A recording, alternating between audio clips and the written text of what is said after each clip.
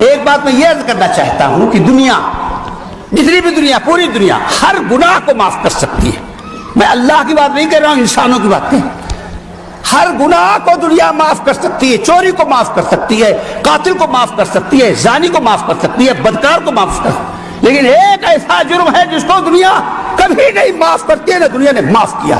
وہ کیا ہے؟ جرم ضعیفی. کمزوری کو دنیا کبھی معاف نہیں کرتی ہے. جرم ضعیفی کی سزا مرگ مفاجات. اس لیے کمزور بننا یہ ثواب نہیں ہے. المومن القوی خیر من المومن الضعیف. طاقتور مومن کمزور مومن سے کہیں بہتر ہے. کہتے ہیں کبھی گوشت نہ کھاتا تھا مار لی. آپ ہی کا تحفہ ہے، آپ کو پیش کر رہا ہوں. یعنی علامہ اقبال کہتے ہیں ماررا کا ایک شاعر تھا عربی، ابو الاعلیٰ مارری، نابینا تھا مگر بڑا اعلیٰ درجے کا شاعر تھا. دیکھیں اس نے کیا کہا. کہتے ہیں کبھی گوشت نہ کھاتا تھا مارری، پھل پھول پہ کرتا تھا ہمیشہ گزر اوقات. یعنی گوشت نہیں کھاتا تھا، سبزی ساگ کھاتا تھا. کہتے ہیں کبھی گوشت نہ کھاتا تھا مارری، حالانکہ گوشت خور قوم تھی اس کی، عرب تھا وہ. کہتے ہیں کبھی گوشت نہ کھاتا تھا مارری، پھل پھول پہ کرتا تھا ہمیشہ گزر اوقات. ایک دوست نے بھونا ہوا تیتر اسے بھیجا، شاید کہ وہ شاطر اسی تدبیر سے ہو مات.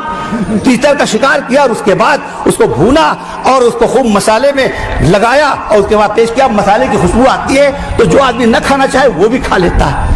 ایک بڑے عالم تھے بادشاہ مہدی باللہ کے یہاں گئے اور اس نے کھانے کے تو کہا ہم تمہارا کھانا نہیں کھائیں گے. اور وہ واقعی متقی تھے.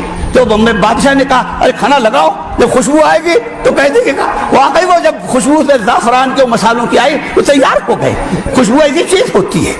تو کہتے ہیں کبھی گوشت نہ کھاتا تھا مارری، پھل پھول پہ کرتا تھا ہمیشہ گزر اوقات. ایک دوست نے بھونا ہوا تیتر اسے بھیجا، شاید کہ وہ شاطر اسی تدبیر سے ہو مات. یہ خوان تر و تازہ مارری نے جو دیکھا، وہ بھنا ہوا تیتر اور گھی میں بگھارا ہوا جب مارری نے دیکھا، یہ خوان تر و تازہ جو مارری نے جو دیکھا، کہنے لگا وہ صاحب غفران اللزومات. غفران اللزومات اس کی شاعر دیوان کی کتابیں ہیں، اس نے 2 کتابیں لکھی ہیں شاعری میں. 2 دیوان ہے، ایک کا نام غفران ہے، ایک کا نام ہے لزومات. تو پھر سے میں پڑھ رہا ہوں. یہ کہتے ہیں کبھی گوشت نہ کھاتا تھا مارری، پھل پھول پہ کرتا تھا ہمیشہ گزر اوقات. ایک دوست نے بھونا ہوا تیتر اسے بھیجا، شاید کہ وہ شاطر اسی تدبیر سے ہو مات. یہ خوان تر و تازہ مارری نے جو دیکھا، کہنے لگا وہ صاحب غفران اللزومات، اے مرغ کے بیچارہ ذرا یہ تو بتا تو تیرا وہ گناہ کیا ہے، یہ ہے جس کی مکافات. اے معصوم پرندے یہ بتاؤ تم نے کیا قصور کیا تھا کہ تم کو تیر مارا گیا اور اس کے بعد سینے پہ تم نے تیر کھایا اور اس کے بعد تڑ پہ پھر تم کو ذبح کیا گیا، پھر تمہاری بوٹیاں بنائی گئیں، پھر آج ہماری 32 کے اندر پیسنے کے لیے پیش کیا گیا. تم نے کیا قصور کیا تھا؟ چوری کی تھی، ڈکیتی کی تھی، ویسنی کی تھی، زناکاری کی تھی.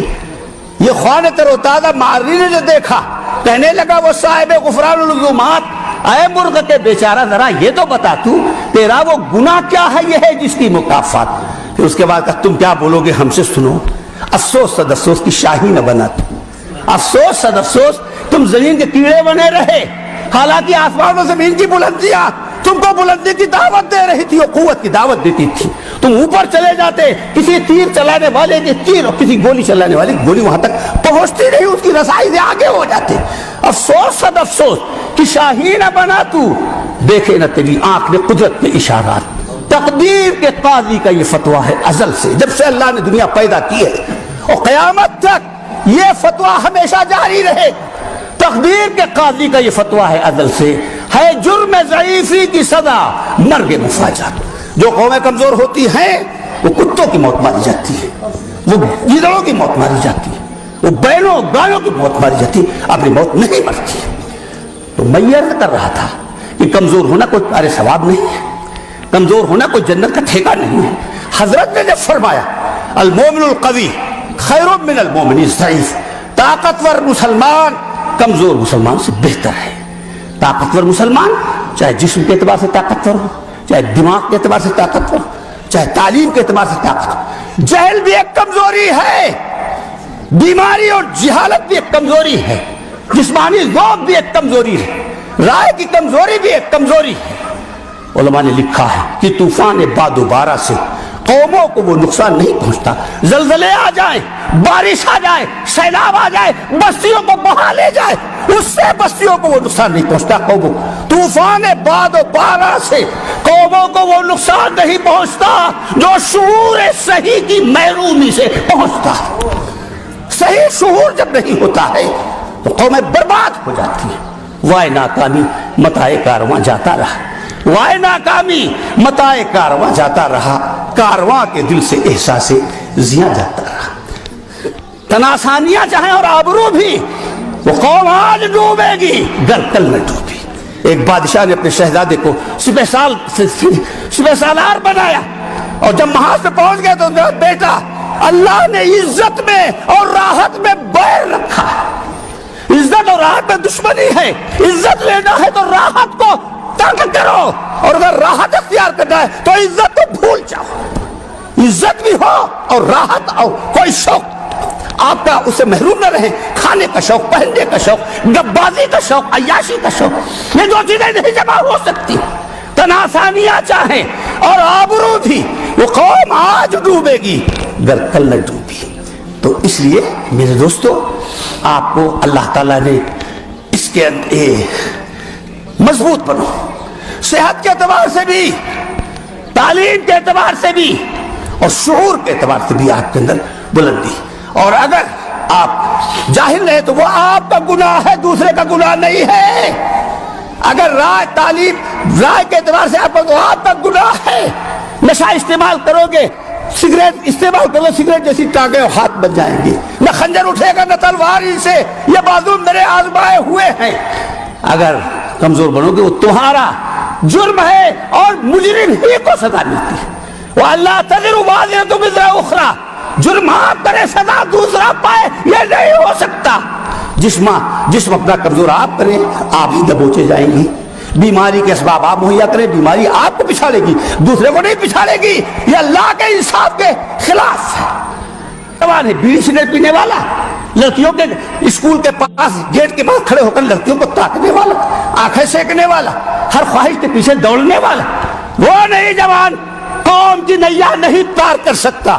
وہی جوان ہے ملت کی آنکھ کا تارا. شباب جس کا ہے بے داغ ضرب ہے کاری, شباب جس کا ہے بے داغ ضرب ہے کاری.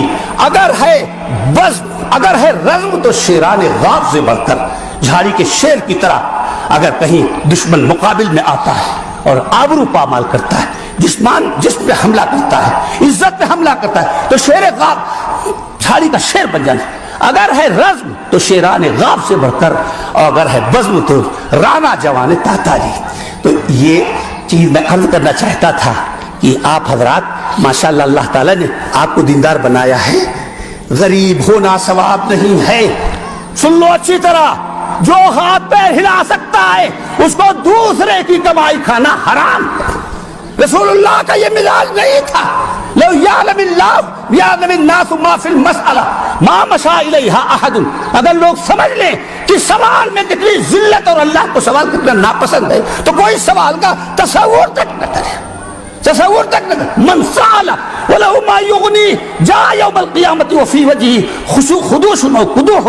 اگر بے ضرورت کوئی سوال کرے گا, گھر میں کھانا ہے دوسرے کے سامنے, آپ نے دستے سوال دراز کیا تو قیامت کے دن آدمی آئے گا سوال کرنے والا گداگر, اس کے چہرے پہ گوشت نہیں ہوگا, جیسے ہڈی کی مادر ہوتی ہے اس طرح ذلیل ہوگا محشر میں اربوں انسانوں کے سامنے.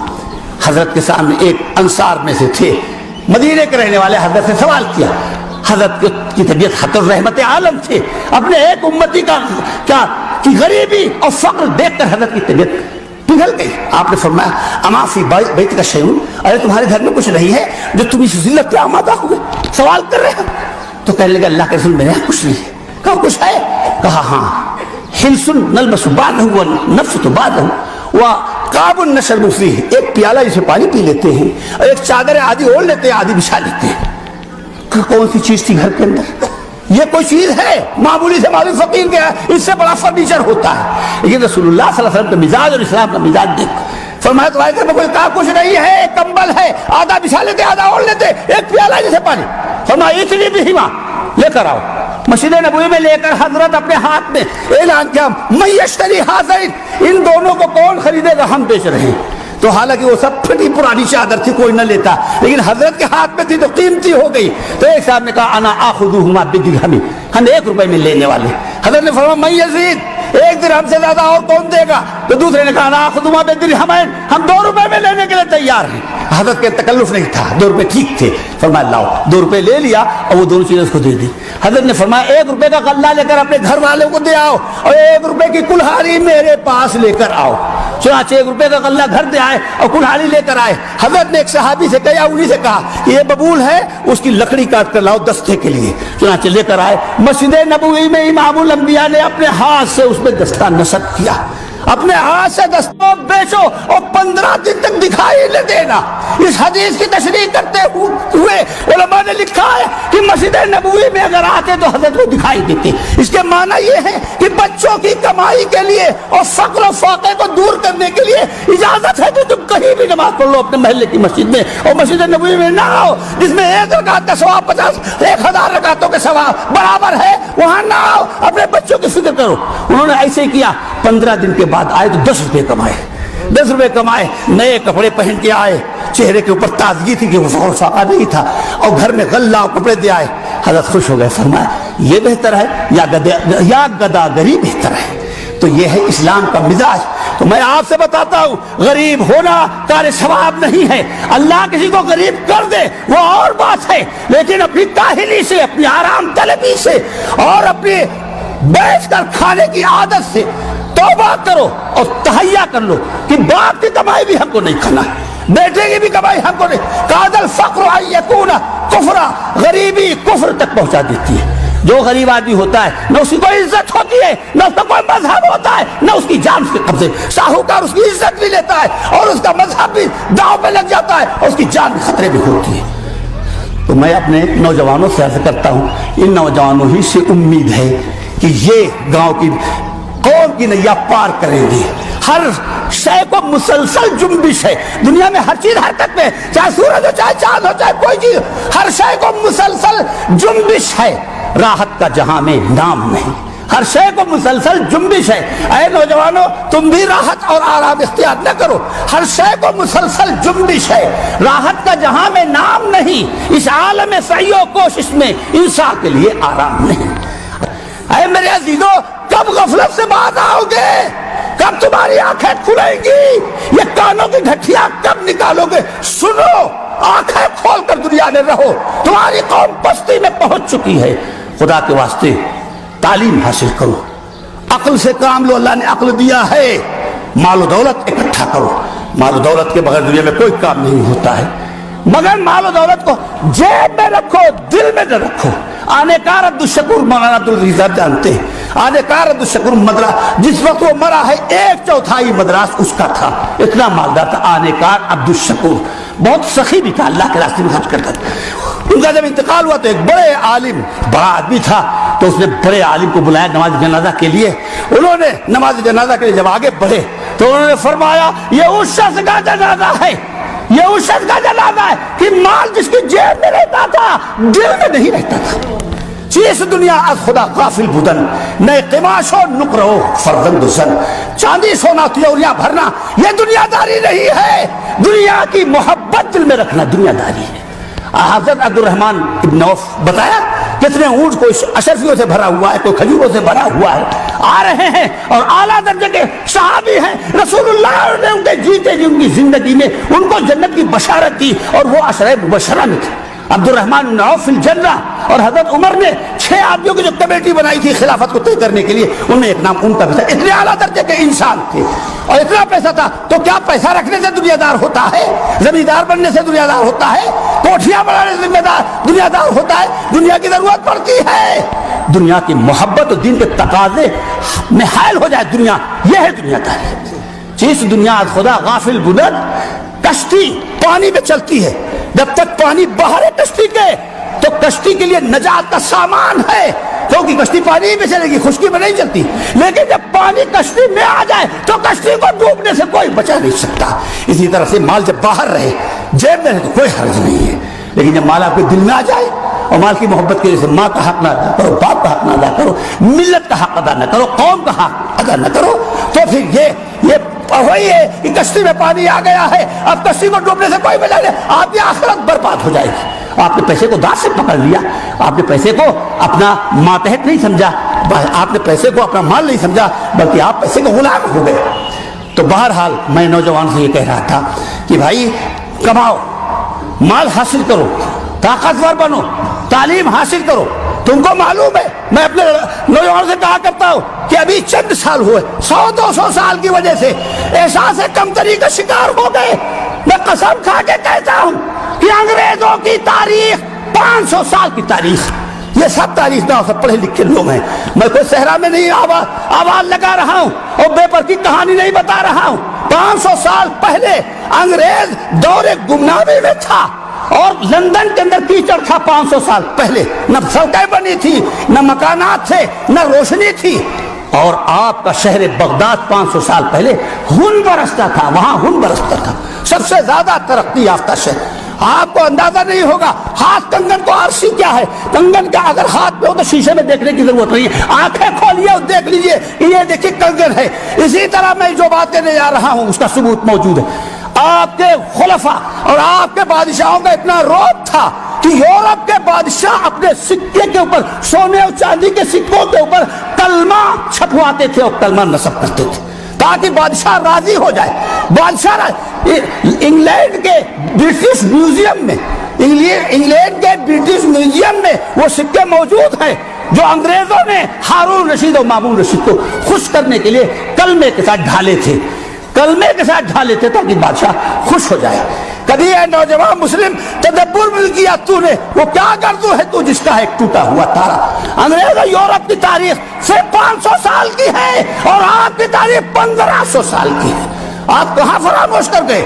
پوری دنیا کو یورپ نے فتح کیا، چاہے جاپان ہو، چاہے ہندی ہو، چاہے امریکہ ہو، لیکن مسلمان قوم ایسی ہے جس نے یورپ کو بھی روندا۔